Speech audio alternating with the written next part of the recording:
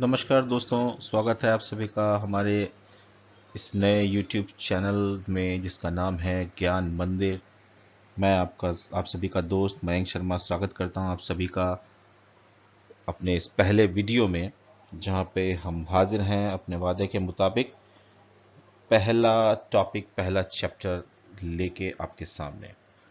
जैसा कि हमने प्रॉमिस किया था और अपने पहले वीडियो में आपको बताया था कि हमारी क्लासेस जो स्टार्ट होंगी वो 9th स्टैंडर्ड के साथ में स्टार्ट होंगी और सब्जेक्ट होगा सोशल साइंस। तो हम सोशल साइंस में पहला सब्जेक्ट अभी आज उठा रहे हैं, वो है जियोग्राफी।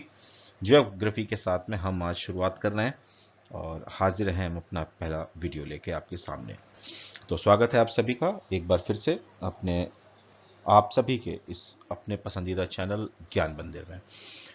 तो दोस्तों, हम शुरुआत कर रहे हैं ज्योग्राफी सब्जेक्ट से। तो ज्योग्राफी सब्जेक्ट का जो पहला टॉपिक है बुक में, उसका नाम है भारत, आकार एवं स्थिति, यानी कि size and position, size and shape, size and position. तो ये हमारे सब्जेक्ट का टॉपिक है, लेकिन मैंने स्लाइड पे जो नाम दिया हुआ है वो है भारत एक परिचय, यानी कि एन इंट्रोडक्शन। परिचय क्यों? भारत से तो हम सभी वाकिफ हैं, हम सब भारत के नागरिक हैं, भारत में रहते हैं। तो दोस्तों, एक्चुअल में आज इस टॉपिक के माध्यम से हम भारत को एक नए टर्म में समझेंगे, जिसको हम कहेंगे ज्योग्राफिकल टर्म में हम समझेंगे। भौगोलिक रूप से हम आज भारत का परिचय करेंगे कि भारत भौगोलिक रूप से कहाँ स्थित है, किस तरह से स्थित है और इसकी दिशा और दशा कैसी हैं, उनके बारे में आज हम इस टॉपिक के माध्यम से पढ़ेंगे। लेकिन टॉपिक को हम point by point, line by line शुरू करें उससे पहले, जैसे कि मैंने अपने इंट्रोडक्टरी वीडियो में आपसे चर्चा की थी कि एनसीईआरटी बुक की एक खासियत है कि लाइन बाय लाइन जो कुछ इसमें मेंशन है वो तो है ही, लेकिन उसके साथ साथ लाइनों के बीच में, बिटवीन द लाइंस, सबसे इंपॉर्टेंट जो चीजें छुपी हैं इस बुक के अंदर, वो तो बिटवीन द लाइंस छुपी हुई हैं। और जब हम सरल तौर पे इन लाइंस को पढ़ लेते हैं, इन जो दी हुई बुक में जो दी हुई लाइन्स हैं, इन लाइन्स को पढ़ते हैं, तो हम सिर्फ जो ऊपर ऊपर का कंटेंट है वो पढ़ के निकल जाते हैं, लेकिन जो बिटवीन द लाइन जो कॉन्सेप्ट है, जो एक्चुअल नॉलेज है, वो हमारी कई बार रह जाती है। तो इस टॉपिक को पढ़ते हुए भी जब मैं इसको देख रहा था तो मुझे लगा कि अरे, इसमें तो बहुत अच्छे अच्छे और शानदार कंटेंट है जो बिटवीन द लाइंस छुपा के रखे हुए एनसीईआरटी ने। तो हम क्यों ना शुरुआत इन्हीं टॉपिक्स के साथ में करें, इसी कंटेंट के साथ में करें। जब ये कंटेंट एक बार आपकी समझ में आ जाएगा तो हम फिर बुक के कंटेंट पे चलेंगे, जो लाइंस में जो कंटेंट लिखा हुआ है, और उस कंटेंट को हम बहुत आसानी से समझ लेंगे। तो ऐसे कुछ कंटेंट के बारे में मैं आपको बताऊं, अगर यहाँ पे लाइन में लिखना शुरू करूं, तो जैसे कि पहला जो चीज़ है वो हम इसमें देखेंगे लैटिट्यूड, यानी कि अक्षांश रेखाएं। दूसरा हम देखेंगे लॉन्जिट्यूड, यानी कि देशांतर रेखाएं। तीसरा हम यहाँ पे देखेंगे हेमिस्फेयर, यानी कि गोलार्ध। चौथा हम देखेंगे ट्रॉपिक्स,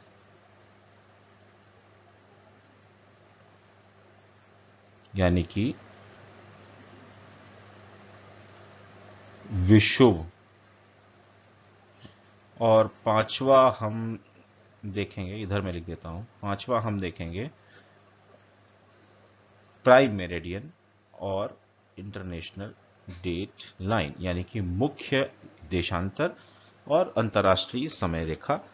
ये वो टॉपिक्स हैं जो इस पूरे चैप्टर में बिटवीन द लाइंस छुपे हुए हैं। सीधे सीधे तौर पे इनमें से कोई भी टॉपिक आपको यहाँ पे नहीं मिलेगा, लेकिन बिना इन टॉपिक्स को समझे जो बुक में दिया हुआ कंटेंट है उसे समझ पाना बहुत मुश्किल है। तो पहले हम एक बार इन टॉपिक्स को समझ लेते हैं, फिर हम कंटेंट पे चलते हैं जो बुक में दिया हुआ है। अच्छा, एक चीज़ और मैं आपको यहाँ पे बताऊँ, मैं यहाँ पे आपको इन सब की कोई परिभाषाएं नहीं लिख पाऊंगा। आपको परिभाषाएं लिखने की ज़रूरत नहीं है, चीज़ों को समझने का प्रयास कीजिएगा। हालांकि अपने साथ पेन और एक कॉपी लेके ज़रूर बैठिए। जो भी चीज़ें आपको इसमें से ऐसा लगती हैं कि ये चीज़ें आपको नोट करने लायक हैं, उनको नोट करते रहिएगा, बाकी समझने की कोशिश कीजिएगा। मैं आपको यहाँ पे समझाने का प्रयास करूँगा मैप्स के माध्यम से, चार्ट्स के माध्यम से। कुछ जगहों पे 3D मॉडल्स का उपयोग किया जाएगा, जहाँ जहाँ जो भी ऑप्शंस या एडिशनल चीज़ें हमारे पास में उपलब्ध हैं, और उस हर माध्यम का हम प्रयोग करेंगे चीज़ों को समझाने के लिए आपको। तो आपको चीज़ों को समझना है और आगे बढ़ना है। ठीक है, तो हम शुरुआत करेंगे इसके इन टॉपिक्स के साथ में। तो चलिए चलते हैं सबसे पहले हम तो हम अपनी पहली स्लाइड पे चलते हैं। अब यहाँ पे आपके टॉपिक का नाम आपको शो हो रहा है भारत, आकार एवं स्थिति। लेकिन अभी हम आकार और स्थिति की बात नहीं करेंगे, हम पहले बात कर रहे हैं जो मैंने आपको चीज़ें बताई थी, लैटिट्यूड, लॉन्जिट्यूड और हेमिस्फीयर। पहले हम 3 चीज़ों पे बात करेंगे। तो लैटिट्यूड और लॉन्जिट्यूड और हेमिस्फीयर की जब हम बात करते हैं, तो इसके लिए मैं पहले एक सवाल आप लोगों से पूछना चाहूँगा कि मान लीजिए आज मुझसे या आपसे आपका कोई पता पूछता है कि अपना पता बताइए, तो हम पता कैसे बताते हैं? सबसे पहले मैं अपना नाम बताऊंगा, फिर अपने पिताजी का नाम बताऊंगा, जो हमारी पर्सनल इन्फॉर्मेशन है। अब जब हमारी एड्रेस की बात आती है, तो एड्रेस में मैं सबसे पहले लिखूंगा अपना मकान नंबर, हाउस नंबर, फिर स्ट्रीट का नेम, फिर मैं अपने पोस्ट ऑफिस का नाम लिखूंगा, फिर मैं अपने एरिया का नाम लिखूंगा, फिर मैं अपने डिस्ट्रिक्ट का नाम लिखूंगा, और फिर मैं अपने स्टेट का नाम लिखूंगा। और इस तरह से मेरा, और एक, हाँ, इसके साथ साथ एक मैं अपना पिन कोड भी लिखूंगा। और इसके बाद में ये मेरा पूरा एड्रेस, कम्युनिकेशन एड्रेस यहां से पूरा होता है। ठीक। लेकिन अब आप एक चीज समझिए कि जब हम पूरे विश्व की बात करते हैं, तो जरूरी नहीं है कि विश्व के एक कोने में बैठा हुआ व्यक्ति विश्व के किसी दूसरे कोने के हर जिले के बारे में, हर स्टेट के बारे में वाकिफ ही हो। हम भी नहीं है। ठीक। तो इस तरीके की समस्या का समाधान कैसे निकले, या इस तरीके की और भी बहुत सी चीजें हैं ज्योग्राफिकली। ये तो अभी हम बिल्कुल बेसिक की बात कर रहे हैं। एडवांस लेवल पे लोकेशंस के बारे में जानने के लिए ऐसा क्या यूनिवर्सल फंडा हम बनाएं जो जरूर, चाहे किसी को किसी स्टेट के बारे में पता हो या ना हो, शहर के बारे में पता हो या ना हो, लेकिन जब हम उसको उस लोकेशन के बारे में बताएं तो वो समझ जाए कि अच्छा ये लोकेशन वहां होगी। एक रफ आइडिया ही सही, लेकिन उसको कुछ चीजें पता हो। वैसे तो वो लोकेशन अपने आप में प्रिसाइज लोकेशन होनी चाहिए, होगी। तो जब इस तरीके की चीज़ों को समझने के लिए हमारे ज्योग्राफिकल जो हमारे एक्सपर्ट्स हैं, उन्होंने, स्कॉलर्स ने जब बैठे, तो उन्होंने इसके लिए जब सोचा, तो एक रास्ता निकाला कि उन्होंने पूरे विश्व को, सबसे पहले तो आपको पता है कि हमने पूरे विश्व को एक ग्लोब के माध्यम से, पूरी पृथ्वी को हमने बना रखा है, एक मॉडल दे रखा है, ग्लोब मॉडल। और ग्लोब को जब हम एक मैप के ऊपर उतारने की कोशिश करते हैं, तो जो आपके सामने इसमें पिक्चर दिख रही है, ये इमेज हमारे सामने आती है। ये ग्लोब की मैप इमेज है। ठीक है, वैसे हम मैप को तो पूरा स्क्वायर शेप में देखते हैं, लेकिन अगर ग्लोब के फॉर्मेट में उसे उतारेंगे तो लगभग इस तरीके की इमेज आएगी। और एक्चुअल इमेज भी कुछ कुछ मिलती जुलती ऐसे ही होती है अगर आप उसको उतारेंगे तो। अब स्कॉलर्स ने क्या किया कि उन्होंने पूरी दुनिया को, जो पूरे ग्लोब को हमने जब मैप फॉर्मेट में उतारा, तो उसको कुछ लाइंस में बांट दिया। कुछ सीधी लाइंस में, खड़ी लाइंस में, और कुछ इस तरीके की लिटी हुई लाइंस में। ठीक। अब जो खड़ी हुई लाइंस में बांटा, इनको हमने कहा लॉन्जिट्यूड्स, और जो लिटी हुई लाइंस में थी, ये लैटिट्यूड। तो जो लिटी हुई थी वो लैटिट्यूड, और जो लंबी लंबी थी खड़ी हुई, वो लॉन्जिट्यूड। इस तरह से हमने इस पूरी दुनिया को इस तरह की खड़ी और पड़ी लाइनों में बांट दिया। अब चूंकि आपको पता है कि हम अपने ग्लोब को लगभग सर्किल की तरह बनाते हैं, है ना? तो सर्किल में कितनी डिग्री होती है? सर्किल में होती है 360 डिग्री। ओके। तो जो लॉन्जिट्यूड्स थी यानी खड़ी लाइनें, ये हमने 360 खड़ी लाइनें धरती पे बना दी, ऐसे ऐसे, ठीक है। और पड़ी लाइनों का जब नंबर आया तो हमने 180 लाइनें पूरी धरती में ऊपर से नीचे इस तरह से पूरी लाइनें बना दी। तो इस तरह से हमने इस धरती पे लॉन्जिट्यूड और लैटिट्यूड्स बना दिए, और फिर हमने इनको एक नाम देने का प्रयास किया कि हर लैटिट्यूड और लॉन्जिट्यूड को हम एक स्पेसिफिक नाम दे देते हैं कि भाई ये 1 है, ये 1 डिग्री है, ये 2 डिग्री है, ये 3 है, 4 है, 5 है, 6 है, 7 है, सो ऑन। इसी तरह से इधर 1 2 3 4 5 6, इस तरह से हमने एक शुरुआत करी। अब चूंकि आपको पता है कि हमारी धरती गोल है, तो गोलाई में कोई भी शुरुआत या कोई भी खत्म तो होता नहीं, लेकिन ऊपर से नीचे, नॉर्थ टू साउथ की बात हम जब करें, आप ये भी चीज़ समझ लीजिए, हम मैप में जब चीज़ों को समझते हैं तो आपने देखा होगा कि हम हमेशा ऊपर नॉर्थ, नीचे साउथ, लेफ्ट, हमारे राइट साइड में, मैप के लेफ्ट साइड में और हमारे राइट साइड में ईस्ट, और हमारे लेफ्ट में वेस्ट, इस तरह से हम मैप में दिशाओं को समझते हैं, ठीक है। तो नॉर्थ और साउथ में तो हमने क्या किया, क्योंकि नॉर्थ में ऊपर यहाँ पे क्या है होता है, पोल होता है, ये नॉर्थ पोल है, और इसी तरह से नीचे की तरफ यहाँ पे एक साउथ पोल होता है। तो पोल्स, दोनों पोल्स के बीच में जो बिल्कुल बीचों बीच की जो जगह थी, जैसे ये जो लाइन आपको डॉटेड लाइन दिख रही है, यहाँ पे मैं डार्क कर रहा हूँ, ये लाइन जो थी, ये वो लाइन है जहां पे सूर्य की किरणें बिल्कुल सीधी पड़ती हैं, सूर्य की किरणें बिल्कुल सीधी पड़ती हैं, और इसीलिए ये हमारे पूरे ग्लोब के लगभग बीचों बीच में सेंटर में था। तो हमने इसी को जो है 0 डिग्री मान लिया, हमने इसी को 0 डिग्री मान लिया, और इस तरह से हमने इस पूरे ग्लोब को, पूरी धरती को 2 बराबर हिस्सों में बांट लिया। ये बराबर हिस्से थे, ठीक। इस पूरी लाइन को हमने यहां से एक ये लाइन ड्रॉ कर ली, और हमने इस पूरी, मतलब एक इमेजिनरी लाइन है, ये एक मानक लाइन है, ये कोई धरती पे खींची हुई लाइन नहीं है, मानक लाइन है, और इसको हमने ड्रॉ कर लिया और हमने इसको नाम दिया 0 डिग्री। तो 0 डिग्री यहाँ पे ये बना दिया, और इस 0 डिग्री को हमने नाम दिया इक्वेटर। इक्वेटर मतलब हिंदी में तो इसको हम बोलते हैं भूमध्य, यानी ये धरती के बिल्कुल मध्य में है, और इक्वली धरती को 2 हिस्सों में बांटती है, ऊपर और नीचे। तो ऊपर वाले हिस्से को हमने कहा नॉर्थ, इस 0 डिग्री के ऊपर वाले हिस्से को हमने कहा नॉर्थ, और नीचे वाले हिस्से को हमने कहा साउथ। यानी ये हो गया, ये धरती हमारी गोल है, गोल का ये आधा हिस्सा है यानी गोलार्ध, आधा गोला, तो ये नॉर्थ हेमिस्फीयर हो गया यानी उत्तरी गोलार्ध, और ये साउथ हेमिस्फीयर हो गया यानी दक्षिणी गोलार्ध।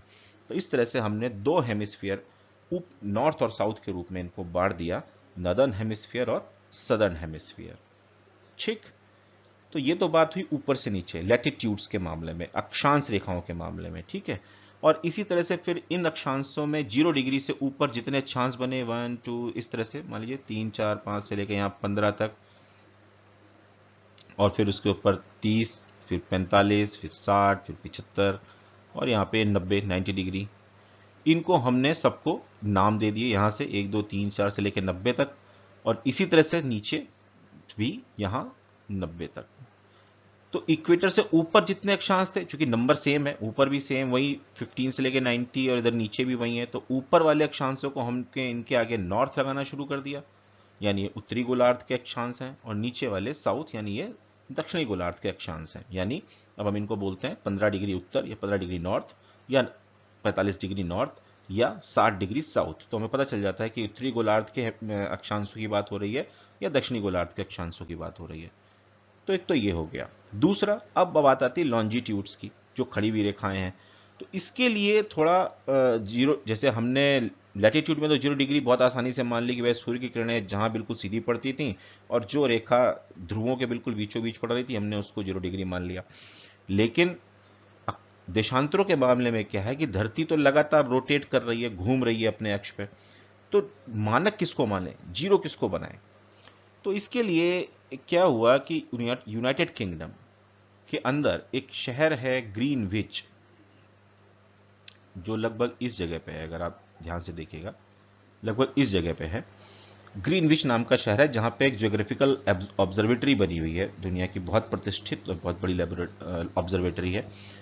और इसी जगह के नाम पे हमने इस शहर के ऊपर से जो डिग्री गुजर रही थी उस डिग्री को हमने 0 डिग्री मान लिया। उस डिग्री को हमने 0 डिग्री मान लिया और इसको हमने नाम दिया प्राइम मेरिडियन, यानी कि मुख्य देशांतर रेखा। मुख्य देशांतर रेखा प्राइम मेरिडियन। जैसे यहां इक्वेटर बनाया वैसे ये प्राइम मेरिडियन बना दिया, मुख्य देशांतर रेखा।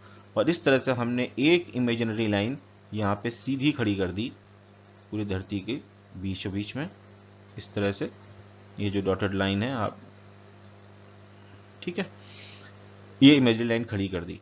और अब जिस तरह से हमने वहां उत्तरी और दक्षिणी में बांटा था, उसी तरह से इस प्राइम मेरिडियन के इस 0 डिग्री के जो ईस्टर्न साइड में जो आधा गोला बचा वो ईस्टर्न हेमिस्फेयर, और जो पश्चिम की तरफ जो आधा गोला बचा उसे वेस्टर्न हेमिस्फीयर में हमने बांट दिया।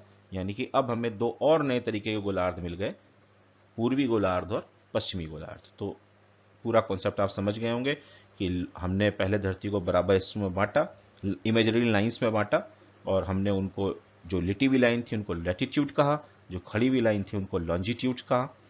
ठीक, उसके बाद में हमने लैटिट्यूड के केस में जो दोनों ध्रुवों के बीचों बीच जो लाइन पड़ी और जिस लाइन पे सूर्य की किरणें बिल्कुल सीधी पड़ती थी उस लाइन को हमने इक्वेटर कहा, भूमध्य रेखा कहा। उसी तौर पे जब हम देशांतर रेखाओं में गए तो वो जगह जो ग्रीनविच नाम का जो शहर यूनाइटेड किंगडम में है, उस शहर के ऊपर से जो देशांतर रेखा जा रही थी उस देशांतर रेखा को हमने 0 डिग्री या प्राइम मेरिडियन कहा, 0 डिग्री माना और प्राइम मेरिडियन कहा। और उससे पूर्व की तरफ जो आधा गोला बचा उसको हमने ईस्टर्न हेमिस्फीयर, और जो पश्चिम की तरफ जो बचा उसको वेस्टर्न हेमिस्फीयर के नाम से समझा। इस तरह से ये पूरा कॉन्सेप्ट अभी तक आपने समझ लिया। ठीक, अब इसी के साथ साथ यहीं पे एक चीज और मैं आपको बताता हुआ चलता हूं। जैसे हमने यहां पे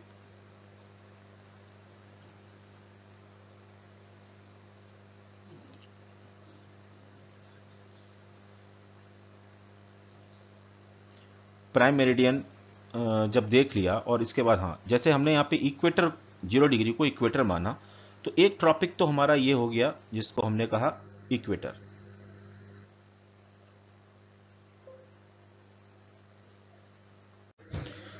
तो एक ट्रॉपिक तो हमारा यहाँ पे हो गया इक्वेटर, और इसके साथ साथ ये इक्वेटर हमने कैसे बनाया, जैसा मैंने आपको बताया कि सूर्य की किरणें यहाँ पे बिल्कुल सीधी पड़ती हैं। लेकिन सूर्य की किरणें सिर्फ यहीं सीधी नहीं पड़ती, क्योंकि धरती, आपको पता है, धरती अपने ध्रुवों पर घूमती है और उसके साथ साथ अपने ऑर्बिट में भी सूर्य के चारों ओर परिक्रमा लगाती है। तो जब सूर्य के चारों ओर पृथ्वी परिक्रमा लगाती है तो उसके एंगल बदलते हैं, और उन एंगल्स के चलते सूर्य की किरणें सिर्फ इक्वेटर पे ही सीधी नहीं पड़ती, इक्वेटर से कुछ डिग्री ऊपर तक और कुछ डिग्री नीचे तक सूर्य की किरणें बिल्कुल सीधी पड़ती हैं। तो वो डिग्री क्या है? वो डिग्री आपकी लगभग यहाँ 23.5 डिग्री, 23.5 डिग्री नॉर्थ, और सेम पोजीशन में नीचे 23.5 डिग्री साउथ। इन जो दो, ये जो पॉइंट्स हैं 23.5 डिग्री नॉर्थ और 23.5 डिग्री साउथ, इन दोनों अक्षांश रेखाओं तक ही सूर्य की किरणें सीधी जाती हैं। सूर्य की किरणें बस यहां से लेके और यहां, इन दोनों अक्षांश रेखाओं के बीच में ही सूर्य की किरणें रहती हैं, सीधी किरणें। और सूर्य की किरणें इससे ऊपर सीधी नहीं जाती, अगर जाती है तो सिर्फ तिरछी जाती हैं, और ना ही इससे नीचे सीधी जाती हैं। तो जहां तक सूर्य की किरणें सीधी जाती हैं उनको भी हमने ट्रॉपिक्स बना दिया, एक ऊपर और एक नीचे। तो बीच वाले को तो हमने इक्वेटर कह दिया, भूमध्य रेखा। ऊपर वाले को हमने कह दिया ट्रॉपिक ऑफ कैंसर, यानी कि ट्रॉपिक ऑफ कैंसर, यानी कि कर्क रेखा, कर्क रेखा। और इसी तरह से नीचे वाले को हमने बोल दिया ट्रॉपिक ऑफ कैप्रिकॉर्न, कैप्रिकॉर्न यानी कि मकर रेखा। और इन्हीं को हम बोलते हैं ट्रॉपिक्स, यानी कि विषुव, यानी कि सूर्य की किरणें इन दोनों अक्षांशों के बीच ही घूमती रहती हैं, सीधी किरणें, सीधी किरणें। ना इससे नीचे जाती हैं और न कभी इससे ऊपर जाती हैं। तो हमने इस तरह से अभी आज जो टोटल कॉन्सेप्ट अभी तक समझे, वो एक तो समझा लैटिट्यूड, दूसरा समझा लॉन्जिट्यूड, तीसरा समझे हमने ट्रॉपिक्स, और तीसरा हमने समझा हेमिस्फीयर, चौथे हमने समझे ट्रॉपिक्स, पांचवा हमने समझा जीएमटी। तो एक हो गया लॉन्जिट्यूड, एक लैटिट्यूड, फिर एक हेमिस्फीयर, नदर्न, सदर्न, ईस्टर्न और वेस्टर्न, और उसके बाद हमने ट्रॉपिक्स पढ़े, equator, tropic of Cancer, tropic of Capricorn, एक हमने प्राइम मेरिडियन पढ़ लिया। ये कॉन्सेप्ट हमने समझे। अब मैंने जो आपसे सवाल पूछा था कि यदि कोई मुझसे मेरा पता पूछे या आपका पता पूछे, तो आप अपना पता कैसे बताते हो, कि आप अपना हाउस नंबर लिखते हो, फिर स्ट्रीट का नाम लिखते हो, फिर आप अपना कोई लैंडमार्क लिखते हो, फिर आप उसके बाद में आप अपना पोस्ट ऑफिस लिखते हो, फिर आप अपना जो है वो एरिया लिखते हो, फिर आप अपना डिस्ट्रिक्ट लिखते हो, फिर आप अपना स्टेट लिखते हो और अपना पिन कोड लिखते हो। इतनी इंफॉर्मेशन आप देते हो। अब इसके अलावा इसके स्थान पे मैंने अगर आपको कहा कि मेरा जो घर है वो 30 डिग्री नॉर्थ और 30 डिग्री ईस्ट लोकेशन पे है, 30 डिग्री नॉर्थ और 30 डिग्री ईस्ट लोकेशन पे है, ठीक। तो अब क्या आपके लिए मेरे घर की लोकेशन ढूंढ पाना थोड़ा आसान हो गया, जब आपके सामने मैप और अब आपको पता चल चुका है कि लॉन्जिट्यूड, लैटिट्यूड और हेमिस्फीयर, इन सब के बारे में आपको जानकारी मिल चुकी है। तो आप बड़े आसानी से मेरे घर का पता देख सकते हैं। कैसे? आप देखिए, मैंने पहला क्वाड्रेंट, इनको बोलते हैं क्वाड्रेंट्स, तो मैंने अपना पहला निर्देशांक क्या बताया आपको, 30 डिग्री नॉर्थ। तो नॉर्थ है मतलब इस नदर्न हेमिस्फीयर में है, ठीक है। तो नदर्न हेमिस्फीयर में 30 डिग्री, ये आप देखेंगे 30 डिग्री अक्षांश की रेखा है जो खींची हुई है। मैं इसको यहां से ऐसे एक लाइन खींच देता हूं, ये 30 डिग्री नॉर्थ की रेखा है, ठीक। और अब इसके बाद में, यानी मेरा घर 30 डिग्री नॉर्थ, यानी इसी रेखा पे कहीं है मेरा घर। अब दूसरा एड्रेस मेरा दिया है 30 डिग्री ईस्ट। तो अब देखते हैं, ईस्ट का मतलब ये ईस्टर्न हेमिस्फेयर में है। तो हम ईस्टर्न हेमिस्फेयर में 30 डिग्री की ये लाइन खींची हुई है, तो अब हम इस लाइन को भी डिपिक्ट कर लें।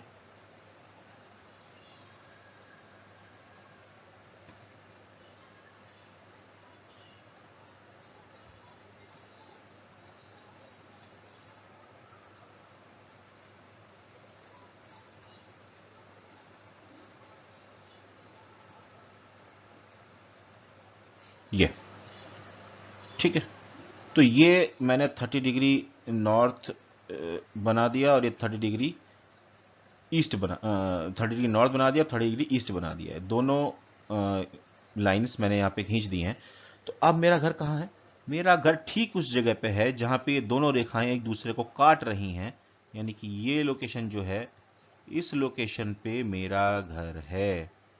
कितना प्रिसाइज है, आप समझ सकते हैं कितना प्रिसाइज है।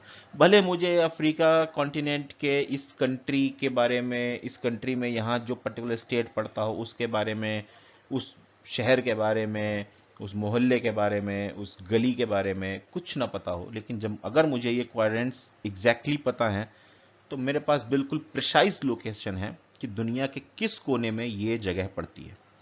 अब आप इसी तरह से किसी भी क्वाड्रेंट के बेसिस पे ये पता लगा सकते हैं कि वो लोकेशन दुनिया के कौन से हेमिस्फेयर में है, किस जगह पे, नॉर्थ में है, साउथ में है, ईस्ट में है, वेस्ट में है, किस लैटिट्यूड पे है, किस लॉन्जिट्यूड पे है। ये पूरी लोकेशन आप उसकी एग्जैक्टली लगा सकते हैं इस चीज़ से पता। तो ये खूबसूरती है इस पूरे कॉन्सेप्ट की। जो कॉन्सेप्ट हमने अभी आपके साथ में समझा, वो कॉन्सेप्ट यही है कि भाई ये लॉन्डिट्यूड, लैटिट्यूड, ट्रॉपिक्स ट्रॉपिक्स और जीएमटी, प्राइम मेरिडियन और हेमिस्फीयर, ये जो पूरा कॉन्सेप्ट है, ठीक है। तो ये कॉन्सेप्ट हमने आपके साथ आज शेयर किया। अब इसी कॉन्सेप्ट के बेसिस पे हम अपनी जो है आगे की चीज़ें, अपना जो अगला जो टॉपिक है उस चीज़ को और बेहतर तरीके से समझ सकते हैं। मैं एक और स्लाइड के माध्यम से आपको इसको और बेहतर तरीके से समझाने की कोशिश करता हूं। देखिए, इस स्लाइड को देखिएगा, इस स्लाइड को देखिएगा आप। आपको अब ये स्लाइड और बेहतर तरीके से इसमें समझ में आएगा। जो चीज़ मैंने आपको वहाँ पेन के माध्यम से समझाने की कोशिश की वही यहाँ पे पिक्चर में डिपिक्ट है। आप देखिए कि ये वही धरती है, ग्लोब है, और हमने इसमें लैटिट्यूड्स में इसको और लॉन्जिट्यूड्स में बांटा हुआ है। ये हमारा 0 डिग्री इक्वेटर है, ये वही 15 degree south, 30 degree south, 45 degree south, 60, 70 और इस तरह से यहाँ पे 0 डिग्री ये हमारा साउथ पोल है। ठीक, सो ऑन, ये 15 डिग्री नॉर्थ, ये हमारा 30 degree north, 45 degree north, 60 degree north, 75 degree north, और ये हमारा नदर्न पोल है।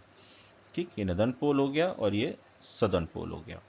इसी तरह से ये इसको हमने 0 डिग्री मान लिया, ये 0 डिग्री रेखा है यहाँ पे, और इससे ईस्ट में फिर हमारा ये 15 degree east, east, east, east, east, so on पूरा यहाँ तक, और ये हमारा 180 डिग्री यहाँ पे आ जाएगी ईस्ट तक।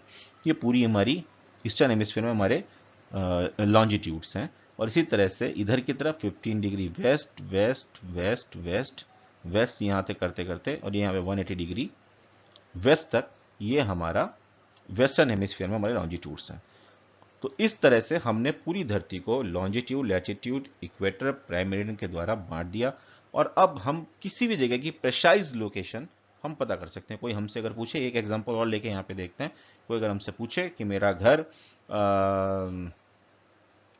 15 डिग्री साउथ 105 डिग्री वेस्ट में है, मैं यहाँ लिख देता हूँ 15 डिग्री साउथ 105 डिग्री वेस्ट में है। तो अब आप मेरे घर की एग्जैक्ट लोकेशन जो है वो पता करके बताइए। तो अब आप देख लीजिए 15 डिग्री हमारा कहाँ पे है, ये साउथ में। तो पहले हम 15 डिग्री साउथ में है, तो हम सदर्न हेमिस्फीयर में देखते हैं ये 15 डिग्री कहाँ पे है। तो हमारा 15 डिग्री ये है। ठीक है, तो 15 डिग्री की ये वाली लाइन है, इस वाली लाइन को आप थोड़ा सा डिपिक्ट कर लीजिए। ठीक है, और इसके साथ साथ अब अगला हमारा जो आइडेंटिफायर है वो क्या है, 105 डिग्री वेस्ट, यानी वो वेस्टर्न हेमिस्फीयर में 105 डिग्री की जो लाइन है वो है। तो ये 105 की लाइन है, देखिए। तो 105 की लाइन भी हम यहाँ से ड्रॉ करने की कोशिश करते हैं, कोशिश करेंगे कि थोड़ा अच्छे से हो जाए।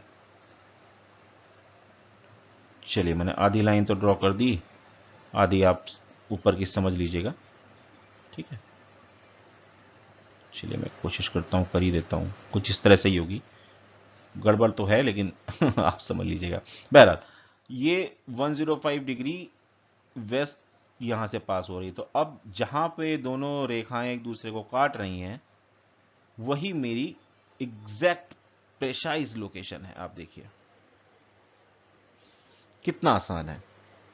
अब वो चाहे धरती पे हो, मतलब लैंड एरिया में हो, चाहे वो समुद्र के बीच में हो, चाहे वो किसी शहर में हो या ना हो, जंगल में हो, किसी पहाड़ पे हो, रेगिस्तान में हो, कहीं भी हो, आप पूरी पृथ्वी पे उस हर जगह की प्रेसाइज लोकेशन इस चीज के माध्यम से निकाल सकते हैं, पता कर सकते हैं।